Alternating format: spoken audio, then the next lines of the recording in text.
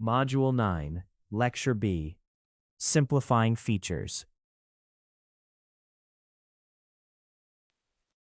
By the end of this lecture, you will be able to explain why high-dimensional data can be hard to visualize and reason about, describe the idea of representing data with fewer combined features, and interpret simple low-dimensional visualizations that summarize higher-dimensional data.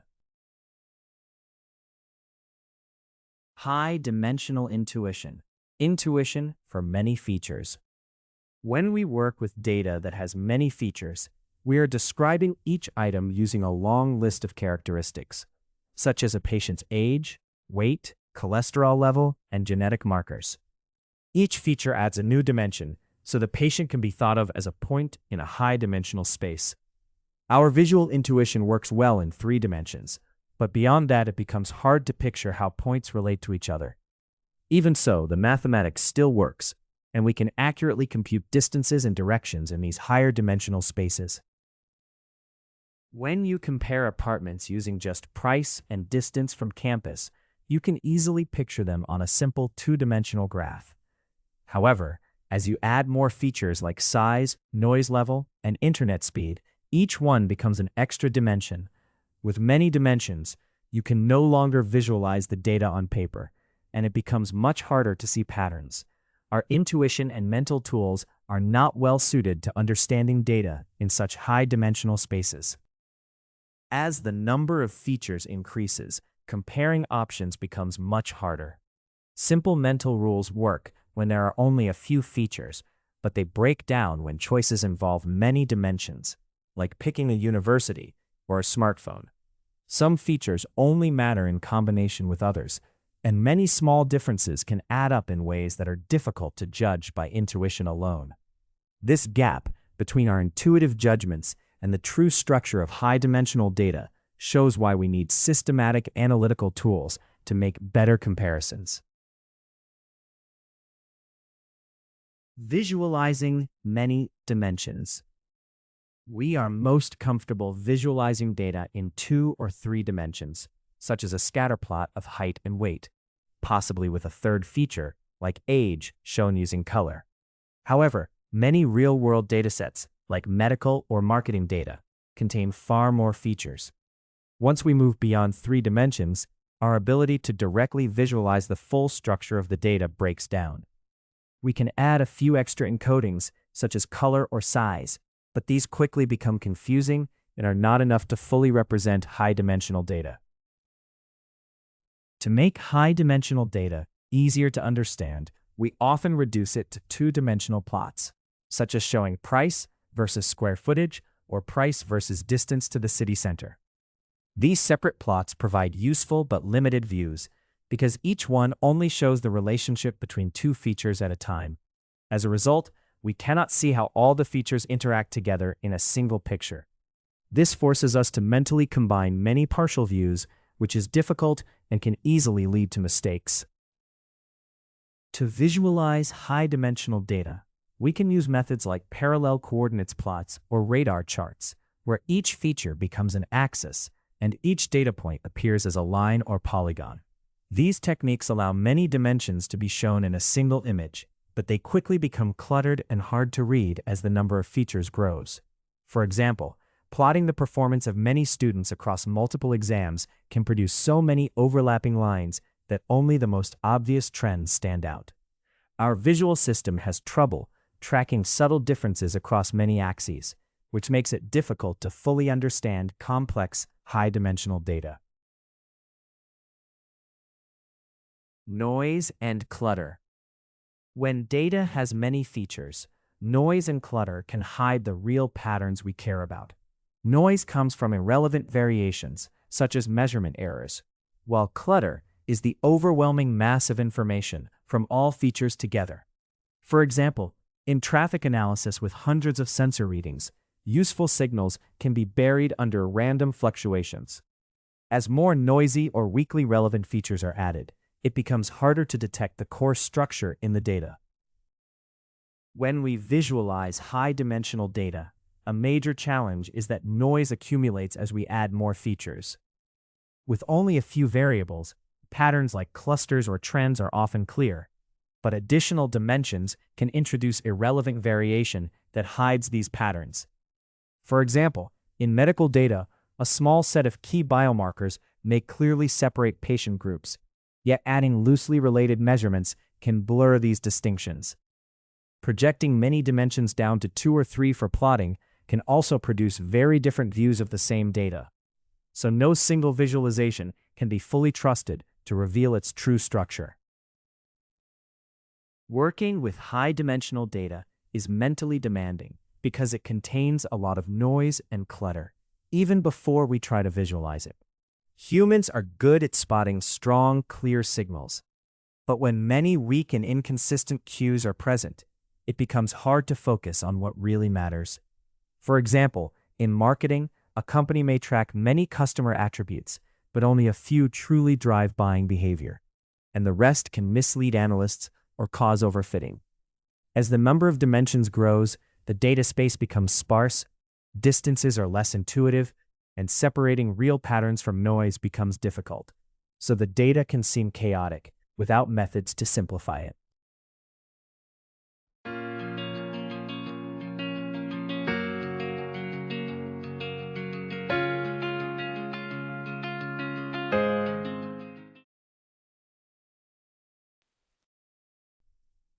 Python code, noise, and clutter. This script demonstrates how noise can clutter data in high-dimensional spaces. It compares clean features with noisy ones, both visually and using simple numerical measures. By examining these differences, you can build intuition for how extra noisy dimensions can confuse analysis and make patterns harder to detect. In this example, all the scientific plotting tools you need are already built into Colab. These tools can handle arrays, work with data frames, and create basic visualizations. Because everything is pre-installed and ready to use, you do not need to set up or install any additional libraries before you start. We start by importing 2 key Python libraries. NumPy is used for fast numerical operations, especially working with arrays and performing mathematical calculations efficiently. We also import the pyplot module from Matplotlib, which provides functions for creating plots and other visualizations. Together, these imports give us the tools needed to generate data and display it graphically in our script. We begin by setting the random seed in the numerical library to the value 42, so that any random numbers generated will be the same every time the code runs. This makes the results reproducible, which is important for debugging and for comparing or sharing experiments with others. By fixing the seed, we ensure consistent behavior across different runs of the script. We start by generating a small set of clean 2-dimensional data points using a normal random number generator. This gives us 40 points, each with 2 features centered around 0 with a standard deviation of 1. The result is a simple, normally distributed cluster of low-dimensional data. We will later use this clean dataset as a baseline for comparison when we introduce noise.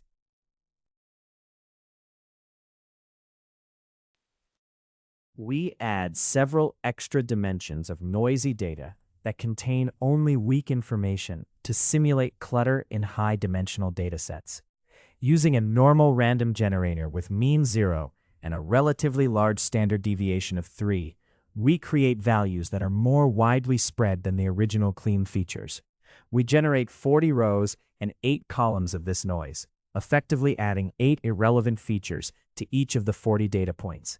This setup illustrates how additional uninformative dimensions can obscure meaningful patterns in the data. We create a high-dimensional dataset by combining 2 sets of features into one array.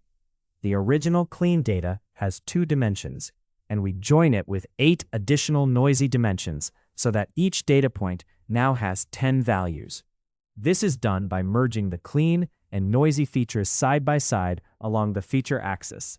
The resulting dataset lets us study how adding extra noisy dimensions can influence data analysis. We check that the number of rows in the clean points array matches the number of rows in the high-dimensional points array. This confirms that each clean point has a corresponding high-dimensional point. Ensuring this one-to-one relationship is essential before performing any operations that rely on it. If the shapes did not match, it would signal a problem in data preparation and could cause errors in later calculations. We compute pairwise distances between points using only the two clean dimensions by relying on a linear algebra norm function. To do this efficiently, we create two different views of the same array of clean points, one expanded along a new first dimension and the other along a new last dimension, so we can subtract every point from every other point at once. The norm function then takes these differences, sums the squared values across the two dimensions, and takes the square root. The final result is a distance matrix, where each entry gives the Euclidean distance between a specific pair of points in the clean two-dimensional space. We compute how far apart every pair of points is using both the clean and noisy features. To do this, we take the difference between each pair of points in the high-dimensional space and then calculate the Euclidean norm of that difference. The result is a distance matrix that records the distance between every pair of points. This matrix reflects how separated the points are when all dimensions, including the noisy ones, are taken into account.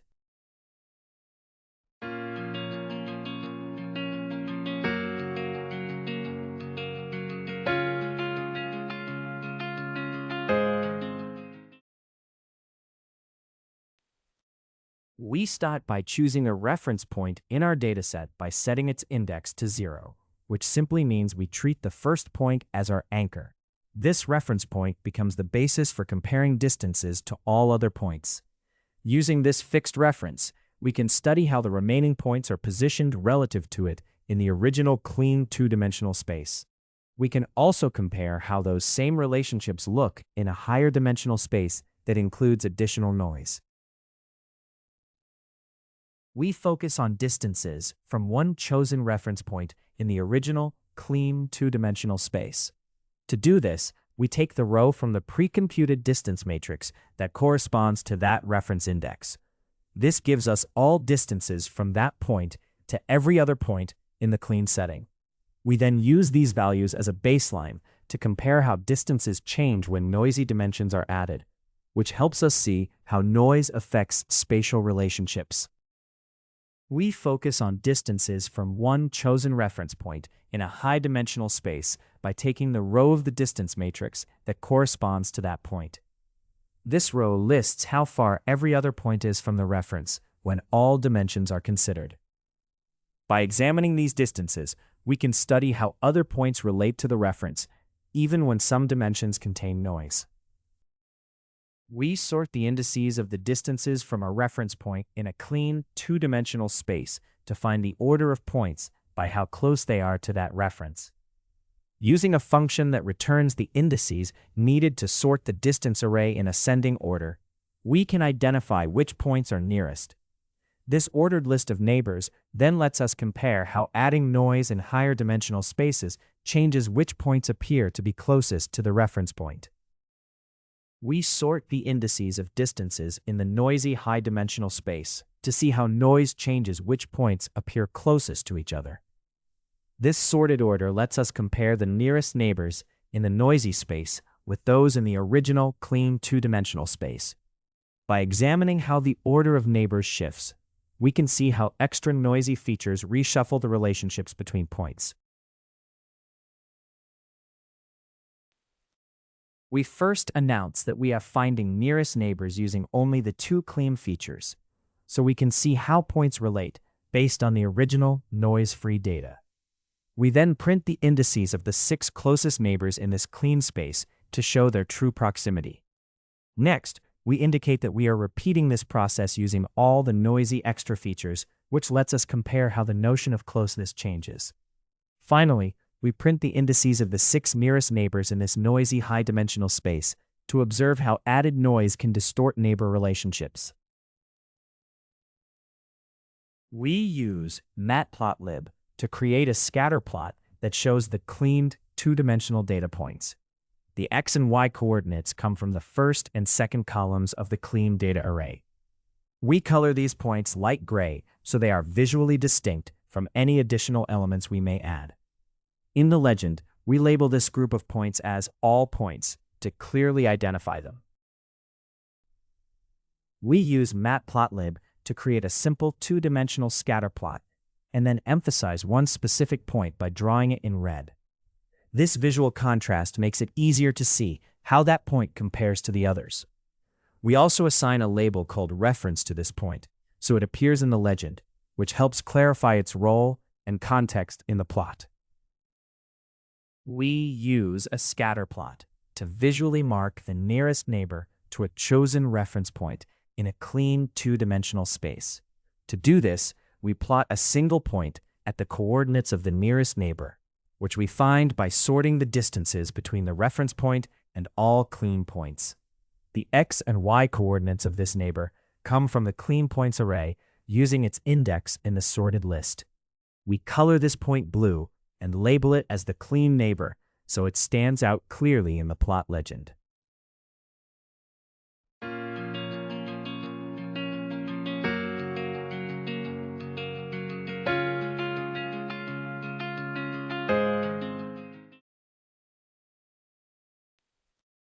The code uses a plotting library to label the X and Y axes as Feature 1 and Feature 2, both representing clean signals.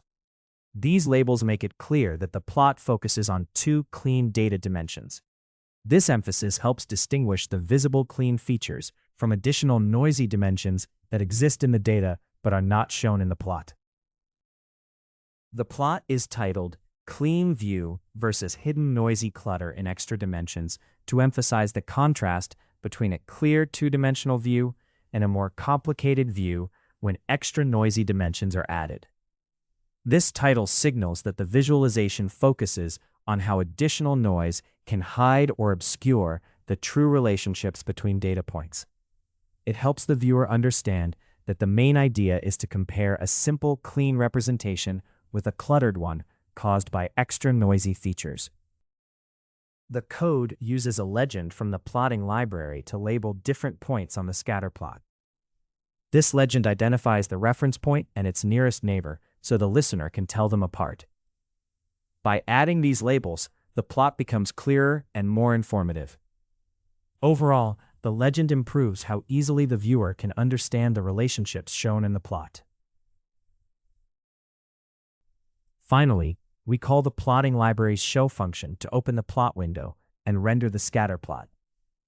This displays the clean two-dimensional points alongside their nearest neighbors. By viewing them together, we can visually compare the points and see how noise in higher dimensions affects these relationships. This script shows how adding noisy dimensions to data can hide true relationships between points. It begins with clean two-dimensional data, then adds several extra dimensions filled with noise. The script compares pairwise distances and nearest neighbors using only the clean dimensions versus using the full noisy dataset. This comparison reveals that noise can change which points appear closest to each other. A scatter plot of the clean data with a highlighted point and its nearest neighbor reinforces how extra noisy dimensions can clutter and confuse data interpretation.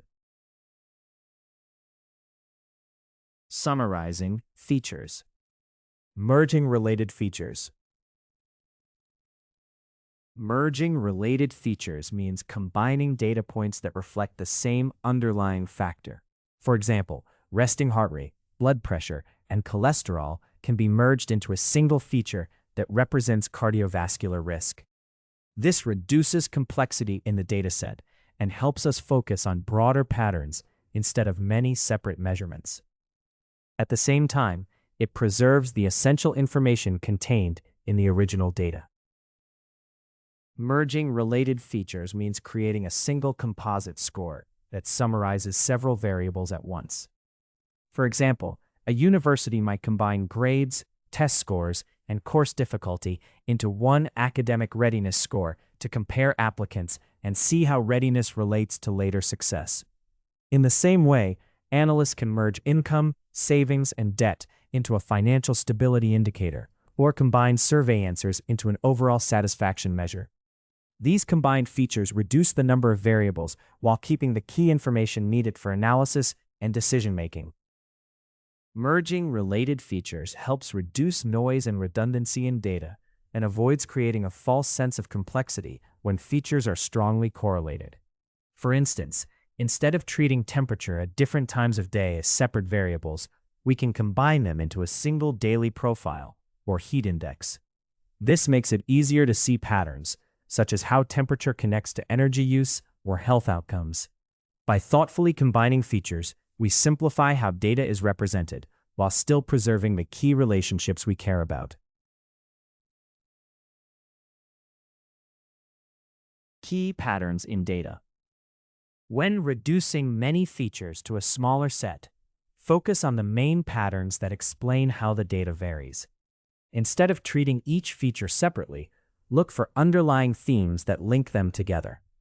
For example, in a lifestyle survey, you might see that regular exercise tends to go with better sleep and lower stress, forming a clear pattern. You can then describe each person using a few scores that capture these patterns rather than every individual answer, giving a compact summary of their lifestyle profile. Important patterns in data often appear only when we study how different features change together across many examples. For instance, a music streaming service might track tempo and mood across many listening sessions and discover common patterns such as energetic daytime listening or calm evening listening. Each pattern reflects groups of original features that tend to rise and fall together. Instead of listing every attribute, we can then describe each session by how strongly it matches these patterns. This creates new combined features that capture the main ways behavior varies in the system. By focusing on key patterns in data, we can move from many individual measurements to a few main variations that matter most for understanding and decisions. In medicine, instead of looking at each lab result and vital signs separately, clinicians can analyze them together to reveal patterns such as overall metabolic health or inflammation. These combined features give a clearer summary of a patient's condition, make it easier to compare patients and track changes over time, and allow grouping of similar profiles while still capturing the essential structure of the original data.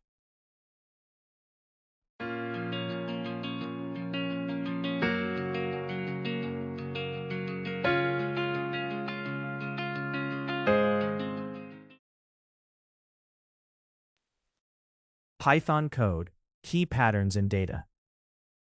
This script demonstrates how to capture key lifestyle patterns using combined features. It creates lifestyle data, then summarizes the main trends found in that data. The goal is to represent many original features using a smaller number of pattern scores. This helps simplify complex information while keeping the most important patterns visible. We begin by importing two key libraries for our work. NumPy is used to handle numerical operations efficiently, which is important for manipulating and processing data. Matplotlib's plotting tools are then imported so we can create visualizations that reveal patterns and relationships in the data. Together, these libraries form the basic foundation for the data analysis and visualization tasks in this script.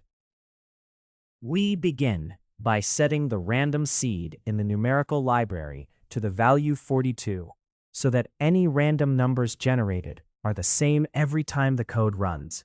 This makes the script's behavior predictable and its results reproducible. Using a fixed seed is especially helpful for debugging and checking results, because it allows us to recreate the exact same data and outcomes across multiple runs. We begin by creating a small, synthetic dataset to represent lifestyle information for 30 people. For each person, we assign weekly exercise hours using a normal distribution. This distribution is centered at 4 hours with a standard deviation of 1 hour. Using this approach introduces realistic variation in exercise habits across individuals in the dataset.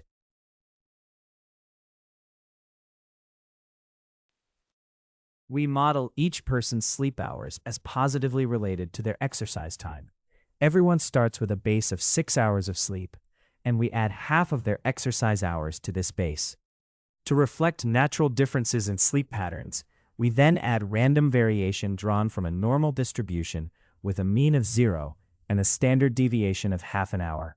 This creates more realistic, varied sleep values across individuals. We define a stress score that decreases as exercise and sleep increase. It starts from a base value of 8.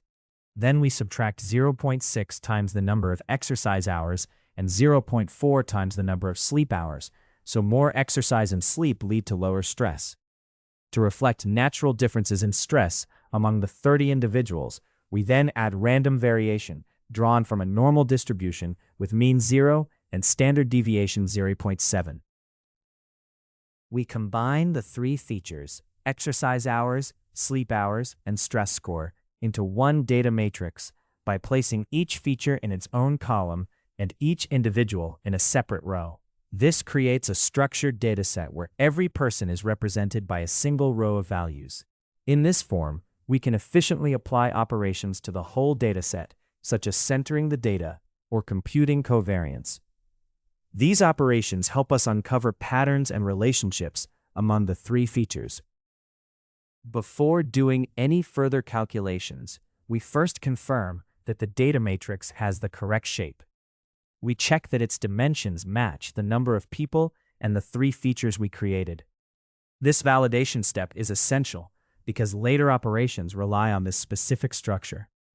By verifying the shape early, we reduce the risk of errors in the analysis.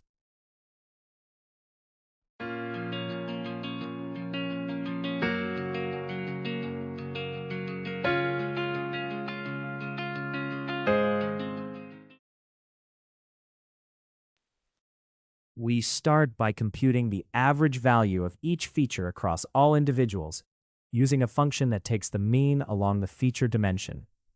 These averages are then stored and used to center the data. To center the data, we subtract the corresponding feature mean from every value in that feature. This process makes each feature have a mean of 0, which is important for many statistical methods and machine learning algorithms that assume centered data. To understand how the features in our dataset relate to each other, we compute a covariance matrix, which shows how each pair of features varies together. This matrix measures their joint variability and helps us analyze their relationships. We obtain it by applying the covariance function from a numerical library to the centered data after transposing it, so that each feature is treated as a separate variable. We use a linear algebra tool to compute the eigenvalues and eigenvectors of the covariance matrix. The eigenvalues show how much variance each principal component captures, and the eigenvectors give the direction of these components. By examining them together, we find the main directions in which the data varies. This is a key step for reducing the number of dimensions and revealing the main patterns in the dataset. We first sort the eigenvalues from largest to smallest to find the direction of strongest shared variation among the features. Using the sorting indices, we then reorder the eigenvalues so that the largest ones come first. We apply the same reordering to the eigenvectors so each vector matches its corresponding eigenvalue. This alignment ensures that the leading eigenvectors represent the primary patterns of variation in the data. We take the first eigenvector from the matrix of eigenvectors because it shows the main direction in which the data varies. This direction captures the most important pattern across all the features. By focusing on this single dominant direction, we can summarize the complex relationships in the dataset with one clear and interpretable pattern. We take each person's centered lifestyle data and project it onto the main pattern direction using a dot product. This gives a single score for each individual that shows how strongly their lifestyle follows the dominant pattern found in the data. These scores condense complex lifestyle information into one value per person, providing an overall measure of lifestyle health. The code reports that each person in the dataset now has a single score that summarizes their overall lifestyle pattern, based on the main pattern direction found earlier in the analysis. It then displays the first few of these scores, rounded to 2 decimal places, to give a quick sense of how people compare. Higher scores correspond to a healthier overall lifestyle pattern, providing a clear and concise summary of the data for each individual. We create a scatter plot to compare exercise hours with stress scores, where each point represents one person based on their exercise and stress values. To add more information, we color the points according to their pattern scores using the Viridis color map. This color coding reflects overall lifestyle patterns, so different colors indicate different levels of healthiness derived from the pattern scores. The result is a visual summary of how exercise, stress, and lifestyle patterns relate to each individual.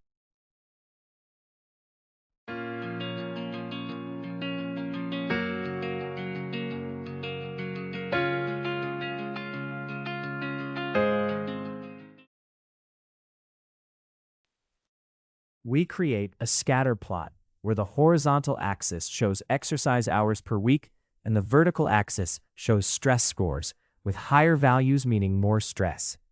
The plot title explains that it summarizes 3 lifestyle features into one combined pattern.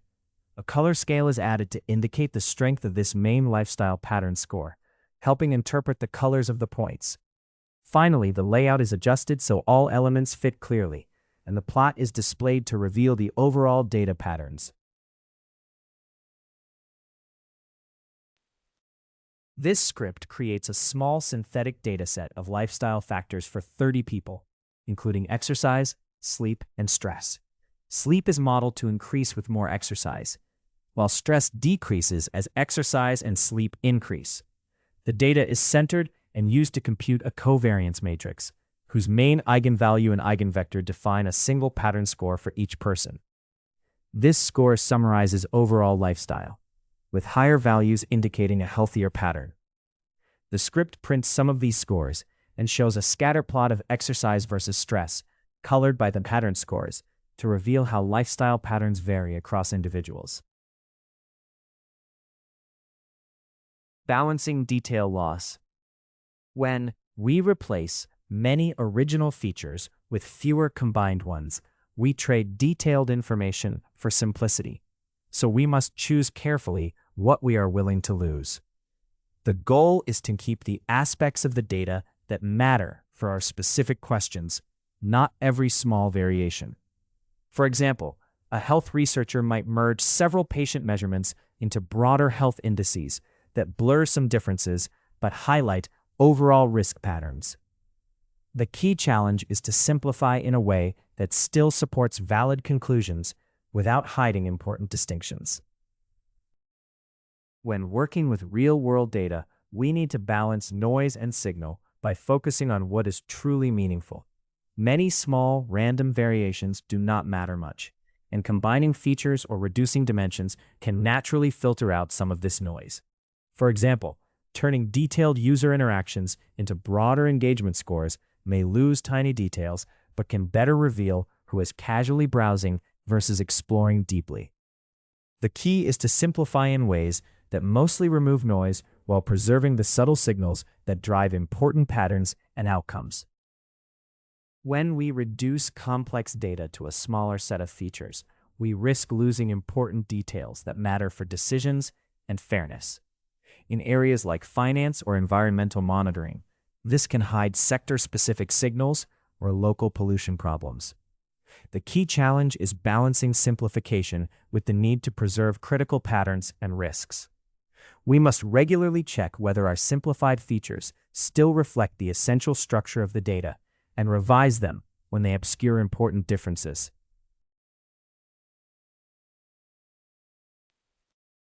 Python code, balancing detail loss.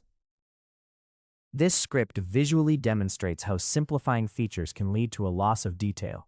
It compares the original features with their simplified versions to show what changes. The goal is to keep the important signal while removing noisy or unnecessary detail. This helps illustrate the trade-off between preserving useful information and reducing complexity. This script explains that the necessary libraries are already available when you use Colab, which is a cloud-based Python environment. If you run the code somewhere else, you may need to install these libraries yourself. It mentions using the system library to detect the environment and the subprocess library to install packages manually. These installation lines are commented out, showing they are optional and only needed outside of Colab. We start by importing the numerical library NumPy to efficiently work with arrays and perform mathematical operations. We also import the pyplot module from Matplotlib, which lets us create a variety of visualizations. Together, these tools prepare the script for data manipulation and for producing static, animated, or interactive plots. We set a fixed random seed using the numerical library so that any random numbers generated by the script are always the same each time it runs. This makes the sequence of random values deterministic instead of changing from run to run. Having reproducible random numbers is important for debugging because it lets you reliably trace and compare results. It also helps you verify that changes in output are due to code changes, not random variation.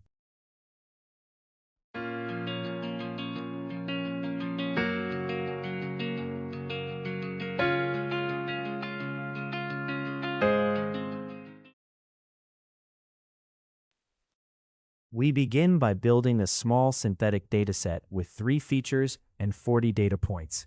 To do this, we first create a base trend using a numerical tool that generates evenly spaced values from 0 to 10. The number of values in this sequence matches the total number of data points. This smooth, evenly spaced trend forms the underlying pattern on which the rest of the synthetic dataset is based. We begin with a base trend and create 2 features by adding random noise. For the first feature, we add noise from a normal distribution centered at 0 with a standard deviation of 0.8, which introduces moderate variability. For the second feature, we again use noise centered at 0, but with a larger standard deviation of 1.2, making it more variable. These noisy features mimic real-world imperfections and help us see how simplifying data can lead to a loss of detail. We combine the first and second features into a single matrix using a column stacking operation so that each feature becomes one column in a 2-dimensional array. After creating this matrix, we check its shape to confirm it has the correct structure. In particular, it should have 1 row for each data point and exactly 2 columns, 1 for each feature. This validation step helps detect any problems with how the data is organized early in the process. We create a new feature by averaging the 2 existing features for each data point. In practice, this means taking the mean across the columns of the data matrix to combine them into one simplified value. This single feature reduces noise while still preserving the main trend present in the original features.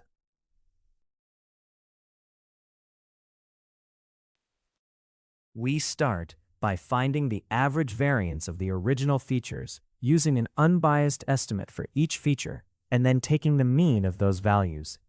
We then compute the variance of the new, combined feature in the same unbiased way.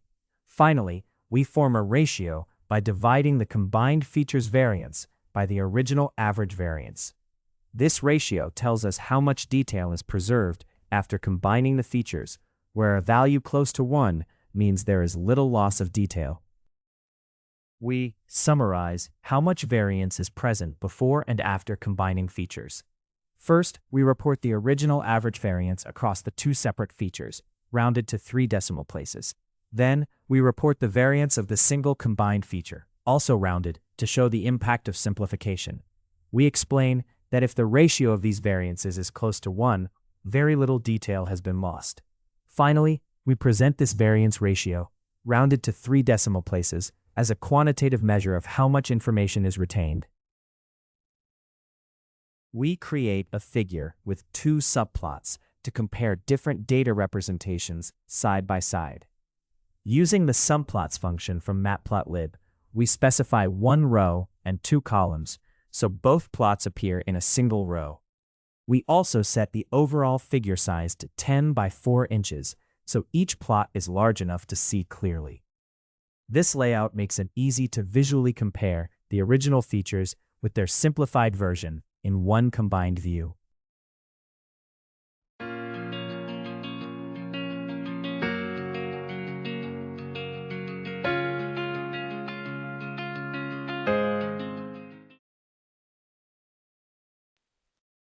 We create a scatter plot to compare two original features against the underlying trend. The first feature is shown in blue and labeled as Feature 1, and the second is shown in orange and labeled as Feature 2, so we can see how each varies with the base trend. The subplot is titled Original Separate Noisy Features to emphasize that these are individual, noisy measurements before any simplification. The horizontal axis represents the underlying trend index value, and the vertical axis shows the scale of the measured feature values. A legend in the upper left helps distinguish between the two features in the plot. In this step, we create a simplified visual of the combined feature by plotting it against the base trend using a scatter plot. The combined feature values are shown as green points to distinguish them from the original features, and the plot is given a clear label. We set the subplot title to indicate that it represents a simplified view of the combined feature, and label the horizontal axis as the trend index and the vertical axis as the scale of the combined feature values. Finally, we add a legend in the upper left corner so listeners can identify what the plotted data represents. The code first uses a layout adjustment function from Matplotlib to make sure all plot elements fit neatly and do not overlap, which keeps the visualization clear. It then calls the display function to render the figure on the screen. This visual output lets us directly compare the original noisy features with the simplified combined feature and judge how well the detail loss has been balanced. This script shows how to balance noise reduction with information loss by comparing original and simplified features. It creates a synthetic dataset with two noisy features that follow a linear trend, then averages them into a single combined feature to simplify the data. The script computes the variance of the original and combined features and uses their ratio to measure how much detail is preserved, where a value close to 1 means little loss of information. It also visualizes the original noisy features and the smoother combined feature, so you can see how the simplification reduces noise while keeping the main trend. Reading 2D projections. Basic 2D plots. Think of a two-dimensional plot as a compact view of a much richer data set. Each point stands for a complete data record, such as a patient's health profile that has been compressed into two coordinates. The horizontal and vertical positions might combine information about risk and lifestyle factors. Even though you cannot see individual features, the plot still shows how records relate to one another. Understanding that each axis summarizes many attributes helps you interpret each dot as a rich, multidimensional profile rather than a simple measurement. In many two-dimensional plots, the axes have abstract names like Component 1 or Dimension 2, which represent directions in the data that capture important patterns. To make these plots useful, you should translate each axis into an intuitive idea, such as a range from budget to luxury customers, or from low to high engagement. Even without knowing the exact math behind the axes, you can interpret the visualization by asking what different positions along each direction mean in real-world terms. This kind of translation is essential for making sense of low-dimensional visualizations. Once you understand what each axis represents in a two-dimensional plot, pay attention to how the points are arranged, where they are dense or sparse, and how widely they spread. Clusters of points suggest groups with similar characteristics, while a diagonal spread can reveal trade-offs between different factors. Even without formal algorithms, you can visually detect patterns such as groups and outliers. A point that lies far from all others usually represents something unusual in the original data. By treating the plot as a map of similarity, you can draw meaningful insights just from the positions of the points.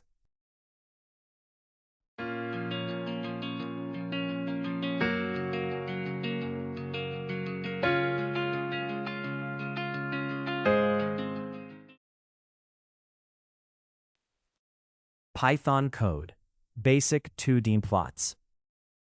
This script creates a simple two-dimensional projection plot that condenses higher dimensional style scores into two combined axes.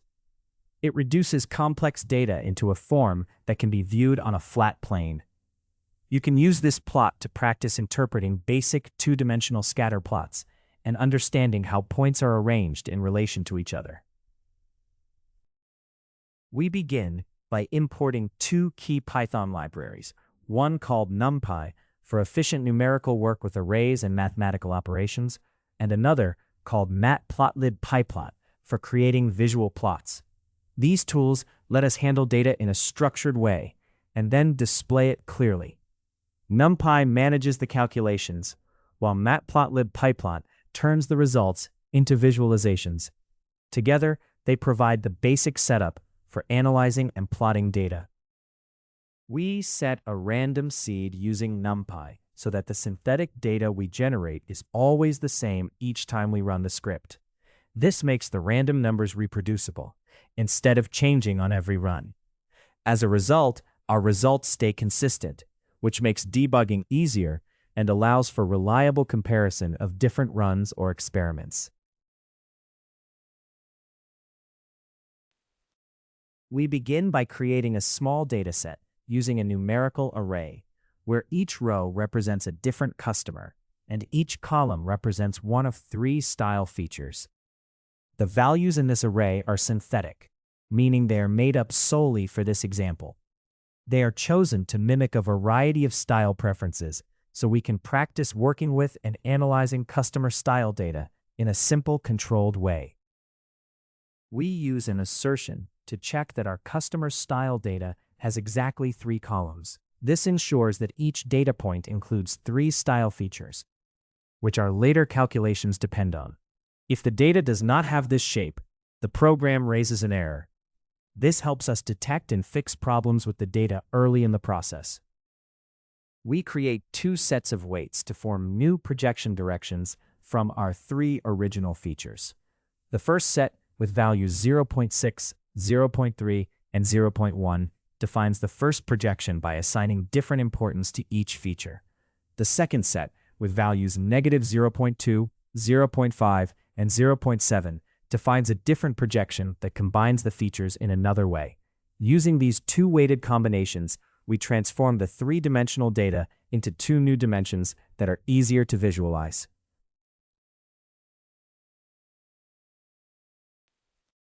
We find the first projection by taking the dot product of the base points with the first set of weights. This combines the 3 style features into a single value for each record. In other words, we summarize the original data along a new axis defined by these weights. This new single value representation reduces the dimensionality of the data while keeping the most relevant information for our analysis. To find the second projection, we take the dot product of the base points with the second set of weights. This combines the 3 style features into a single number for each record, according to those weights. The outcome is a new array where each value represents the second coordinate in our 2-dimensional plot. This second coordinate captures a different aspect of the style data than the first projection. We combine the 2 projection arrays into a single 2-dimensional array by stacking them as columns. Each column represents one projection direction, and each row represents a single data point. This organization is important because it puts the projections into a format that can be used directly for plotting. With this structure, we can easily create a scatter plot where each point is located according to its 2 projection values. We check that the projected data has exactly 2 columns, which confirms it now lies in a 2-dimensional space. This verification shows that our transformation from higher dimensions to 2 dimensions worked as intended. With this confirmed, we can confidently move on to plotting the data along its 2 axes. We create a set of labels that describe each synthetic customer record using short, human-readable style descriptions. These labels, such as eco-casual or luxury formal, indicate the style category linked to each data point. By attaching these style labels to the points in the scatter plot, we make the visualization easier to interpret. This helps viewers quickly understand what style each point represents and makes the overall plot more informative.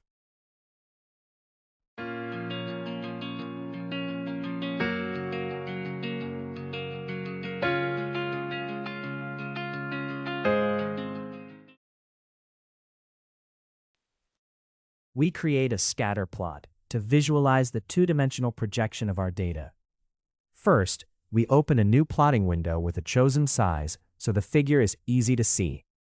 Then, we plot the projected points, using the first column of the data as the horizontal axis and the second column as the vertical axis. The points are colored teal to make them stand out, allowing us to clearly observe how the data is distributed across the two combined style directions. We loop through each projected point and its label, and for every point we place the label slightly offset from its coordinates. This small shift keeps the label from overlapping the point, which makes the visualization easier to read. We also use a smaller font size for the labels, so they remain clear and fit comfortably within the plot. We label the axes of the plot to clarify what each style direction means.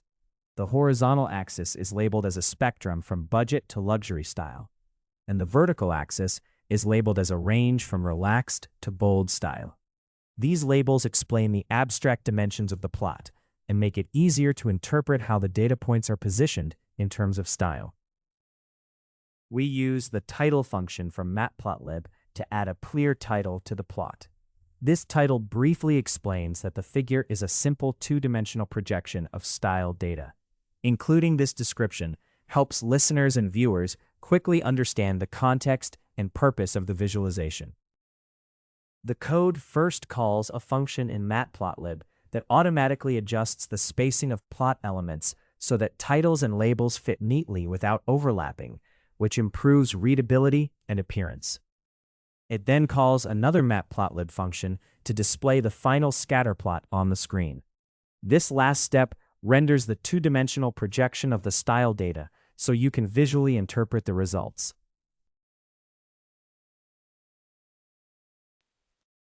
This script creates a simple two-dimensional scatter plot from synthetic customer style data. It begins with 3 style attributes for each customer, then uses fixed weights to project these 3-dimensional points into 2 new dimensions. One dimension represents a spectrum from budget to luxury styles, and the other represents a spectrum from relaxed to bold styles. Each customer is plotted at its new coordinates and labeled with a style description, such as eco-casual or luxury formal. The labeled axes and title help you see how the original style attributes combine into these 2 abstract style dimensions. Seeing clusters and trends. When you look at a two-dimensional projection of high-dimensional data, focus on whether the points form visible clusters. These clusters are groups of points that are closer to each other than to other points, suggesting potential subgroups in the data. For example, dense clouds of customer records can indicate different types of customer behavior, even if you do not yet know which features cause the separation. Identifying these dense regions and their boundaries is important because it often reveals meaningful structure within the dataset. When high-dimensional data is projected into 2 dimensions, you may see smooth trends or gradients instead of clearly separated clusters. Points can form curves or continuous transitions, showing that the original data may lie on a continuum. For example, handwritten digits labeled as 1 can gradually change into digits labeled as 7, revealing a path of similar images rather than sharp group boundaries. These gradients highlight how some data points share characteristics across groups, making the boundaries fuzzy and showing how different groups are related to each other. When examining clusters and trends in projected data, focus on density, overlap, and outliers. Dense regions mean many points share similar features, while sparse regions suggest rare combinations. Overlapping clusters may indicate that categories are not clearly separated, or that the projection hides important differences. Outliers, which appear as isolated points, can signal unusual or unreliable cases. Interpreting these patterns helps you infer the structure of the original data and judge how trustworthy any groupings are.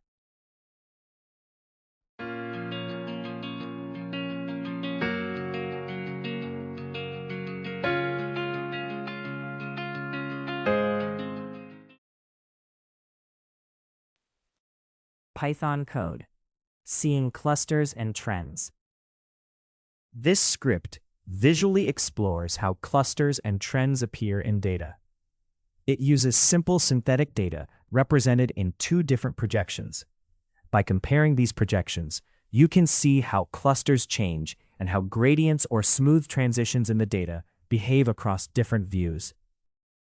We begin by importing the numerical computing library that efficiently handles arrays and calculations. And then we import the plotting library used to create visualizations. Together, these tools let us generate data, organize it in arrays, and display it in clear graphical form. With these imports in place, we are ready to plot data and visually explore clusters and trends. We start by setting a fixed random seed in the numerical library using the value 42. This makes the sequence of random numbers the same every time the script runs. As a result, the outcomes of the code are reproducible, which is important when testing or comparing results. It removes differences that would otherwise come from random variation. We start by creating a small cluster of data points in 2 dimensions. The cluster is centered at the coordinates -2, -2, and each point is sampled from a normal distribution around this center. The spread of the points is controlled by a standard deviation of 0.4, which keeps them fairly close together. In total, we generate 40 such points, forming a tight group in the data space. We create a second group of data points using a random normal distribution centered at the coordinates 2, 2. The points have a small standard deviation of about 0.4, so they form a tight cluster. This cluster contains 40 points in 2 dimensions and helps us clearly see separate groups within the dataset. We create a sequence of values that form a straight line from -2 to +2, using a numerical tool that generates evenly spaced numbers over a chosen range. In this case, we produce 40 points that act as a gradient cluster between 2 main clusters. This gradient visually shows how the data transitions smoothly from one cluster to the other. We start with a gradient line, which is a sequence of points between 2 clusters, and convert it into a 2-dimensional array by stacking this line with itself using a column stacking operation. This creates pairs of coordinates where each point lies along a diagonal. The result is a gradient cluster that visually links the 2 main clusters in the dataset, forming a smooth connection between them.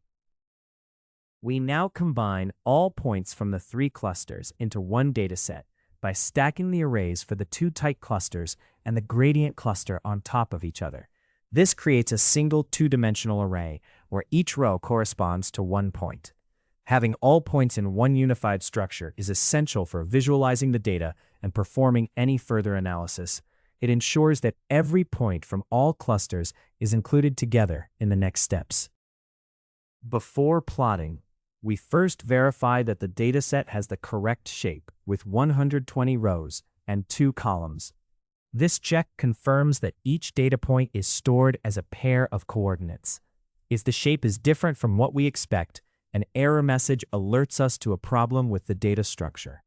This early check helps prevent issues later in the visualization process. We create a figure with 2 plots placed side by side using a single row and 2 columns. The figure is set to a size that makes both plots easy to see. This layout lets us display 2 different projections of the data at the same time. By viewing them next to each other, we can more easily compare how the data clusters and how trends differ between the 2 views. The first subplot shows a scatter plot of the original data, using the first column for the horizontal axis and the second column for the vertical axis. Each point is plotted directly from these coordinates. The points are styled with a steel blue color, moderate size, and slight transparency. This setup makes it easier to see the clusters and gradient patterns present in the original data.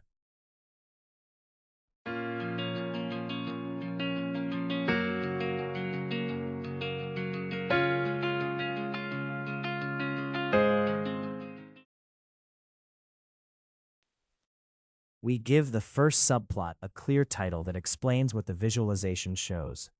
The title emphasizes that this projection reveals distinct clusters in the data. It also notes the presence of a gradient across these clusters. Together, these cues help listeners quickly grasp the main structure and pattern in the data being displayed. The code labels the x and y axes of the first subplot to clarify what the data represents. The x-axis is labeled as combined feature 1, meaning it shows a mixture of features from the dataset. The y-axis is labeled as combined feature 2, indicating it also represents a combination of features. These axis labels help the viewer understand the nature of the combined data being visualized. To create a new projection of the data, we form a weighted combination of the original features. In this example, the new x value is built by taking 70% of the first feature and adding 30% of the second feature. By blending the features in this way, we can view the data from a different perspective and potentially uncover new patterns or relationships. To create the second projection along the y-axis, we form a new coordinate by combining the original features with specific weights. We take 20% of the first feature and subtract 60% of the second feature. This weighted mix of the original data defines a new axis.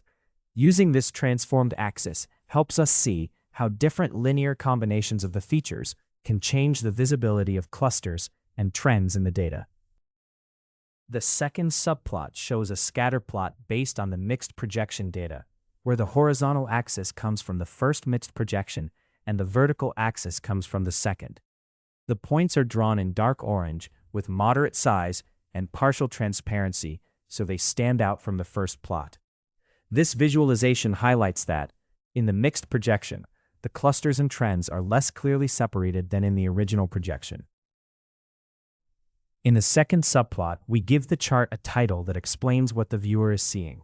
The title notes that the clusters and trends in this projection are less clear than in the first one. It signals that the data points look more blended and less sharply separated. This helps emphasize how different projections can change the way patterns in the data appear.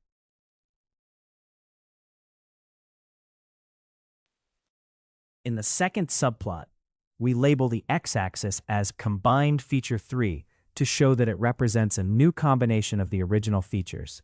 We also label the y-axis as combined feature 4 to indicate that it too is a transformed combination of the original data. These labels make it clear that both axes display transformed features rather than raw data.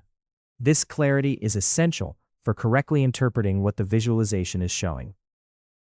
The code first calls a function in Matplotlib that tightens the layout of the subplots so labels and titles do not overlap, which makes the plots easier to read. It then calls the function that displays the figure on the screen. This allows you to clearly view the clusters and trends present in the data.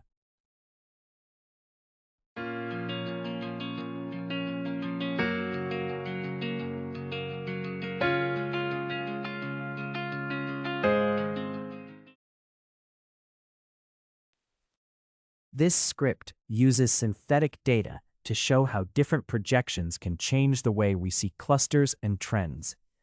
It first creates two clear clusters and a gradient cluster, then plots them so the separation and gradient are easy to see. Next, it applies a linear transformation to the coordinates and plots the data again, where the clusters look fuzzier and the trend is less obvious. By comparing these side by side with a plotting library, the example highlights how the choice of projection can strongly affect how patterns in data appear and how we interpret them. Insights from plots. When you look at a two-dimensional projection of high-dimensional data, focus on what the patterns say about how the data is organized, not just how the plot looks. Visible structures in the projection reflect relationships in the original space, such as groups of similar cases or gradual changes along a continuum. The overall shape of the point cloud also carries meaning. A long, narrow shape suggests a strong relationship between features, while a more circular shape points to weaker or more complex interactions.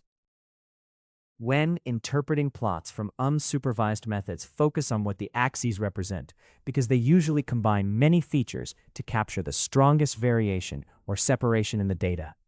These axes are abstract summaries rather than direct measurements, so use them to understand relationships, not to read literal values. For example, in a movie ratings plot, one axis might roughly reflect a preference from action to drama, while another might reflect mainstream versus niche tastes. Even if you cannot name the axes precisely, you can still infer that points close together represent similar preferences. By thinking about what real-world differences could explain movement across the plot, you turn visual patterns into meaningful insights. When you view high-dimensional data in a two-dimensional plot, remember that many details are lost in the projection. Points that look close together may actually differ a lot in important hidden dimensions, such as key genes in disease studies, and clusters that seem to overlap may only do so because they were flattened. These visualizations are useful for forming initial hypotheses like possible customer types, but they should not be treated as final evidence. Instead, use them to guide what questions to ask next, and then confirm or refine your ideas with more detailed analysis.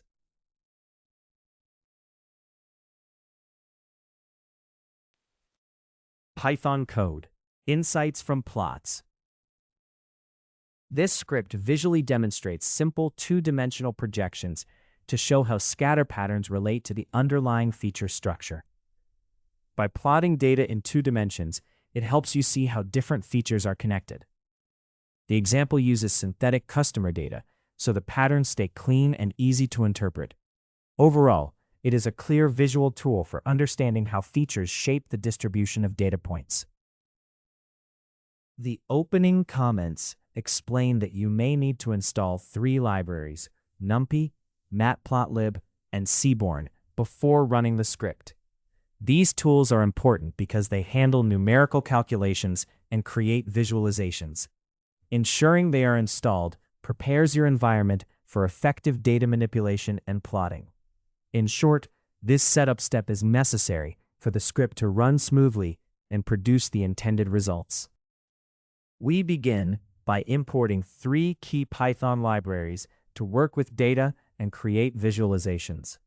NumPy is used for numerical operations and data manipulation. Matplotlib's plotting tools allow us to generate visual graphs.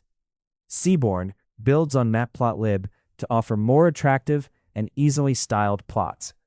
Together, these tools let us create and visualize synthetic data efficiently. We begin by setting a fixed random seed using the numerical library's random generator, so that any synthetic data we create is reproducible. This means that every time we run the script, it will generate the same sequence of random numbers. Having consistent random output is important for debugging and for checking results, because it lets us reliably recreate the same conditions and verify that our code behaves as expected.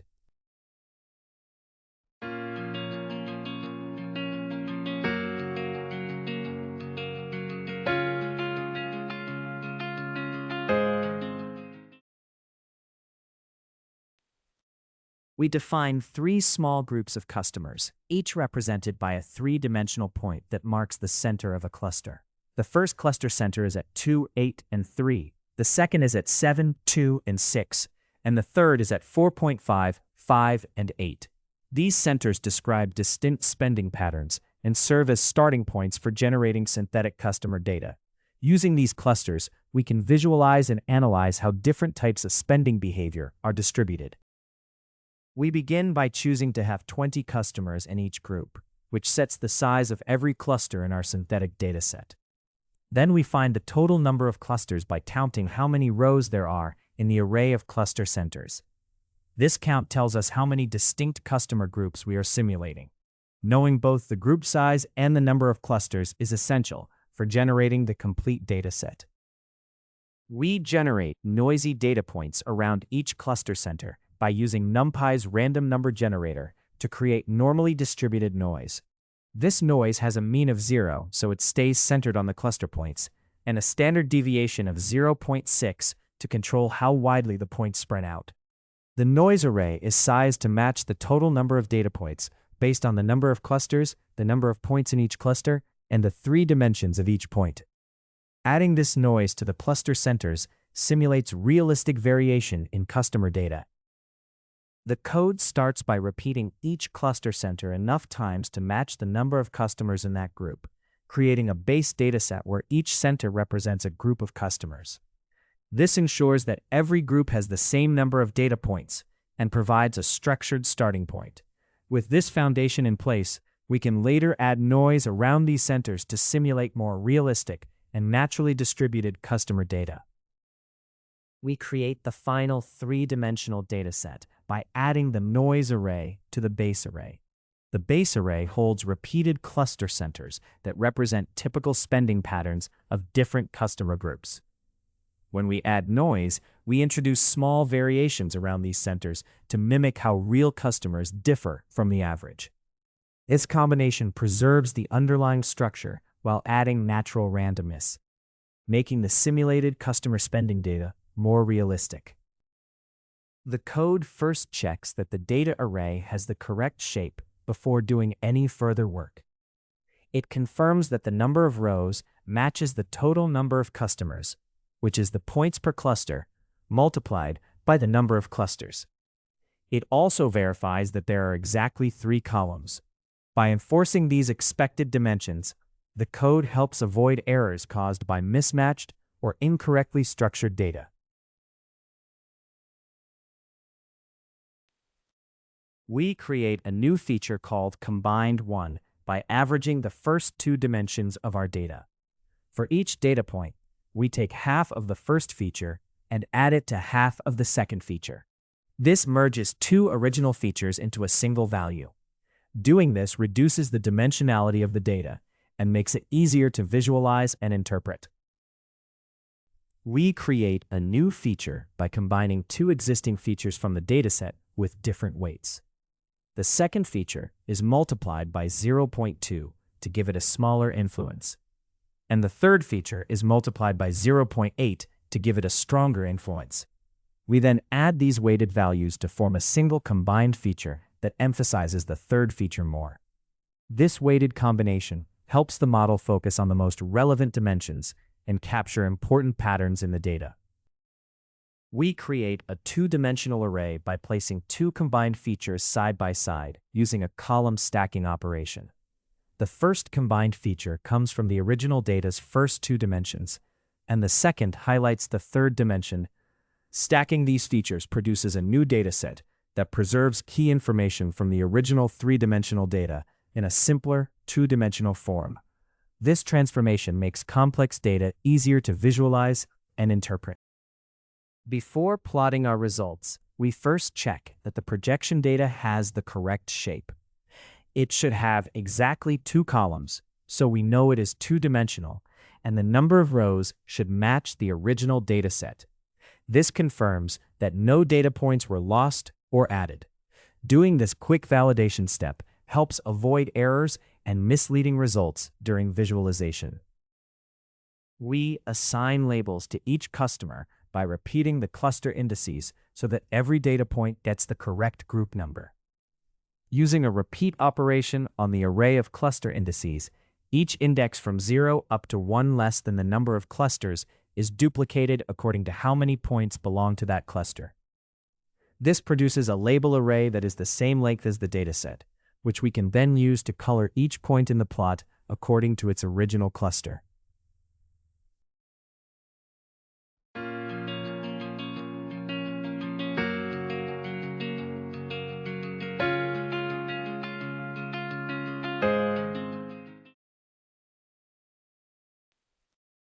The first message explains that each point in the plot represents a customer described by 2 combined features, showing that 3-dimensional data has been reduced to 2 dimensions for easier visualization.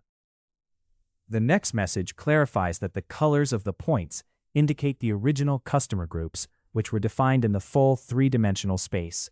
Finally, it suggests looking for patterns such as distinct colored clusters or smooth color changes across the axes to understand how the original groupings appear in the two-dimensional plot and what they reveal about the data structure. We start by creating a new figure using Matplotlib, which acts as the canvas for our scatter plot. The figure is given a specific size of 6 by 5 inches, so the plot has clear, readable dimensions. This setup step defines the space where the data will be drawn and ensures the final visualization is easy to view and interpret. We use the Seaborn library to create a scatter plot that shows a two-dimensional projection of our customer data. The horizontal axis represents the first combined feature, and the vertical axis represents the second. Each point is colored according to its original cluster label, which makes the groups easy to distinguish. A deep color palette and Seaborn's built-in styling and legend further improve the clarity and overall readability of the plot. The x-axis of the plot is labeled to show that it represents a combined feature summarizing two types of spending, so listeners know what the horizontal direction means in terms of the data. The y-axis is labeled in a similar way, indicating that it represents another combined feature based on a different mix of spending. These labels clarify the otherwise abstract axes and help viewers interpret the plot as a two-dimensional projection of higher-dimensional spending data. A plot title reminds the viewer that the image is a two-dimensional view of data that originally lived in 3 dimensions. This clarification signals that the plot is a simplified projection, not the full high-dimensional structure. By emphasizing dimensionality reduction, the title helps the audience correctly interpret what the visualization represents and what information may have been compressed or lost. The final step in the script is calling the show function from the plotting library to display the figure. This command renders the scatter plot that was prepared earlier, so the two-dimensional projection of the customer data becomes visible. Once shown, the plot can be examined and interpreted, making the visualization ready for analysis.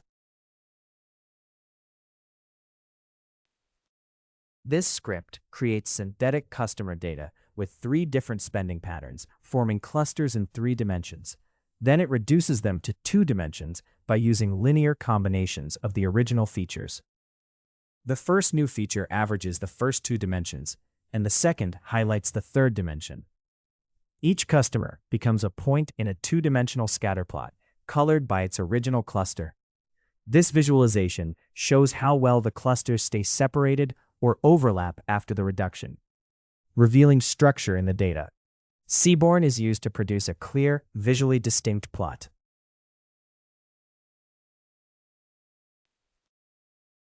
In this lecture, you learned to explain why high-dimensional data can be hard to visualize and reason about. Describe the idea of representing data with fewer combined features. And interpret simple low-dimensional visualizations that summarize higher-dimensional data. In the next module, Module 10, we will go over responsible practice. Thank you for your attention. See you all in the next lecture.